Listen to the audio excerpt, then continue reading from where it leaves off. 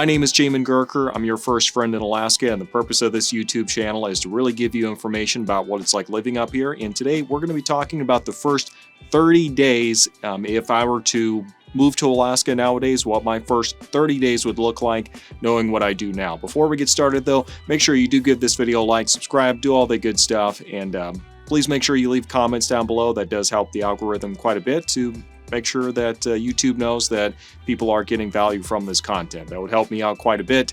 Now, without further ado, let's go and jump into today's video. All right, this one's going to be kind of obvious, but one of the very first things I would do once I moved up here was actually physically get moved in. Now, that should be pretty self-explanatory. You know, I want to make sure that all my stuff's moved in, everything's all set up. I am not necessarily going to just not do anything else until that's done, but it's definitely going to be a big priority, and I want that mostly done before I can start taking care of the rest of the things on this list. All right, the second thing I would do after getting all moved in and situated is making sure that I have a social network very well established. And how I would plan on doing that is, first off, introduce myself to everybody at work. Okay, and that means everybody. Go around, meet people, talk, you know, kind of start talking about the area a little bit. Your coworkers are probably going to be the first contact that you have with what it's like living here, like actually talking with other people besides just me. And that's going to be a great resource for you as you're trying to figure out what's up or down. But I wouldn't stop at that. I would also go find some hobbies that you're really into. Maybe you like winter skating. I guess there's really no other type of skating really if you're looking at outside skating on lakes. But you can also look at hiking or snowshoeing, maybe four-wheeling. That's something you're really into. I don't know, glacier climbing. There's just all sorts of things you can really get into, and you just want to make sure you find a Facebook group for that stuff, and you can kind of start connecting with people in those specific groups. And I would say, once you're just getting up here and you're trying to get yourself established, see if you can go find like 5 of these different groups to go and join, and to really start talking and engaging and collaborating and communicating with other people in these groups, because that's there's a lot of people out there who do want to connect that, you know, are also like you, looking for friends that might not be new to the state, but they do want to meet people, and that's going to be a great opportunity for you. So definitely make sure you take advantage of those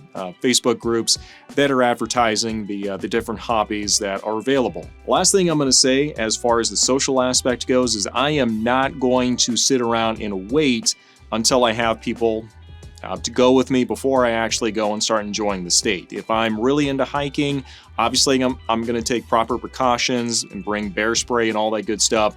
I am not going to just not do anything though until I have people to go with me, because life's too short to sit around just waiting and hoping someone's going to be your buddy and then you can actually go do this stuff. No, just go do it. Okay, go have fun.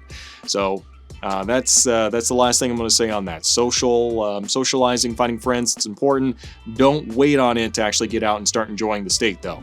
The third thing that I would say I would do if it were my first 30 days is to really start planning ahead of time. And the reason I would do that is because things like cabins, or, you know, maybe you want to go on whale watching tours, stuff like that, those things actually do book up fairly quick. So you want to make sure you get those in the calendar as quickly as possible, because, you know, you just moved up here and you want to enjoy it as soon as possible, and you definitely don't want to just sit around, because I guarantee you the summers just come and go and nothing flat. And winters, I mean, if you're really a winter person, I'm sure that's kind of the same thing. So just make sure whatever it is that you're into, that you really do schedule ahead of time, and you make sure that you're taking advantage of all the time that you have, and you're not letting it go by just being inefficient. Additionally, I would actually spend a lot of time driving if it was my first 30 days living up here in Alaska. I want to see, I mean, obviously as much of the state as I can possibly get to in that first little bit to fully appreciate the beauty, but I would specifically try to drive around as much as I can for anything within about 60 minutes of where I live. I want to know like how close is a lot of the things that I'm going to be interested in, and you know, a lot of these day adventures and stuff like that. I want to know how many of those are close enough for me to get to.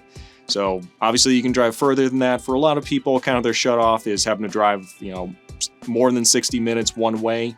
And this is going to be a great way to kind of get used to the area in a pretty quick fashion. So yes, spend a lot of time driving and you're going to get pretty well acquainted with the entire area. Speaking of getting very well acquainted with the area, my next point that I would say for those of you who are physically able to do so, hike to the top of some mountain nearby and just get a real appreciation for the entire layout for the area. I know we've got satellite views and all that, that's one thing, but when you're looking at it from a mountain and like really looking across and kind of seeing how everything is laid out, you really get a full new appreciation for what everything looks like, and that gives you good context when you're on the ground level. Let's take a break here real quick. For those who've been watching for a little bit now, you do know that I have a relocation guide for people looking at relocating to Alaska. If that's something that would benefit you, do make sure you reach out onto the website. The link for that is in the description section down below. Just make sure you put relocation guide in the comment section so I know what to send you. And also, I'm sure you're aware, I do host a podcast for people who are relocating up to Alaska, where I actually speak with people who've recently moved up here or people who've lived here for a long time, and we talk about what it's like living up here from their perspective, so it's not just coming from me. So make sure you take advantage of that. Again, link for that description section down below. Without further ado, let's go and finish up today's video though.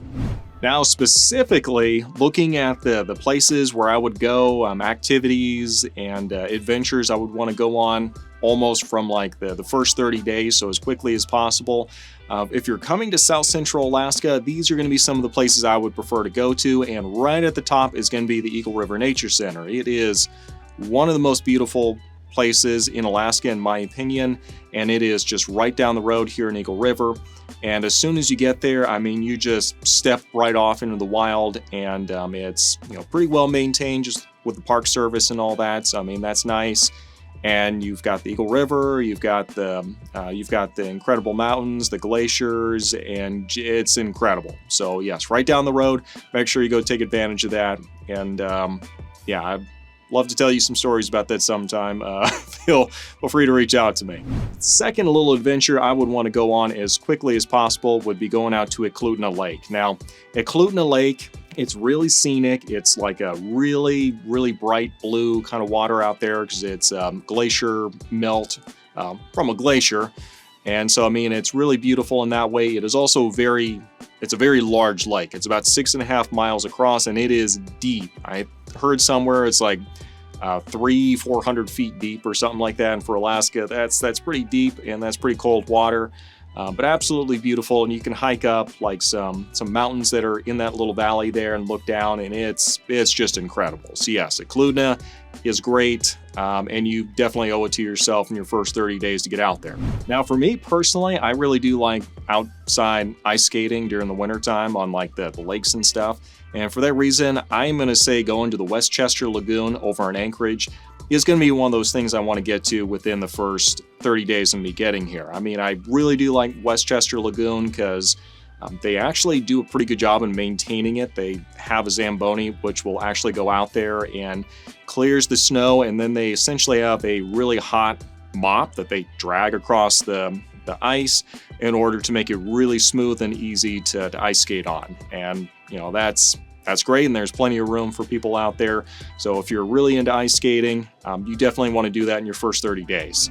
All right, one of my next favorite haunts that I like to go to is the Lion's Head. So the Lion's Head is actually a big, best way to put it, it's like a big outcropping of rock. It's almost like a cliff that overlooks the Matsu Valley. You have to drive up way past like Sutton and everything, but it is absolutely incredible because you have the big dramatic mountains on either side of you. You've got obviously the cliff and everything, and from this outcropping you can look out and see like the entire Matsu Glacier right there in front of you and really get a sense for just the magnitude of it, and it's absolutely incredible. The hike isn't too bad.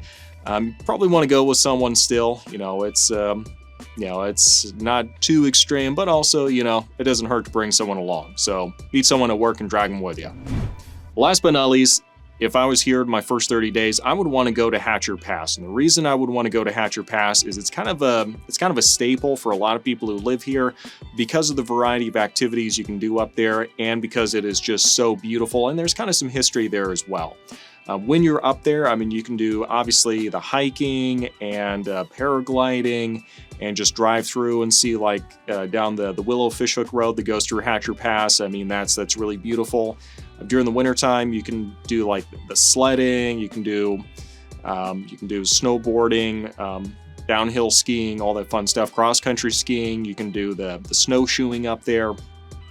There's just a lot of different things that you can do in Hatcher Pass, and they also have like the old mines up there as well, where, I mean, obviously that's where, you know, they used to mine for a lot of gold and minerals and stuff like that up here, and they still have the remnants of that stuff there. So if you're really into history, that's going to be a great place for you as well. But this is what I would do if it was my first 30 days in Alaska. And obviously you might be a little bit different on what your priorities are. Those are just what I would do if I were you. I sure hope it's been useful.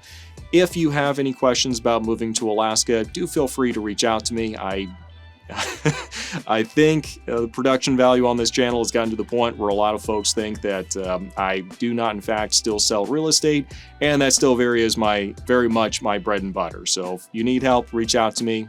That'd be a great support, and we'll catch you next time.